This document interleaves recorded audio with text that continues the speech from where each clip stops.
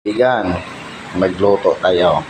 Tayo lang, mag-iisa lang tayo dito, wala tayong kasama. Magluto muna tayo ng adobong tainga. Yan ang adobong tainga. Oh. Yan, adobong tainga.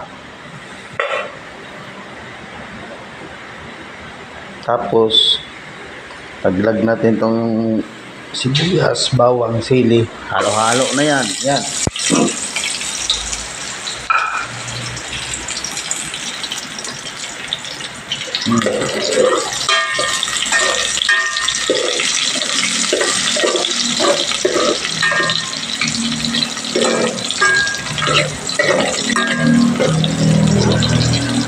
Lutuin muna natin konti kaibigan kasi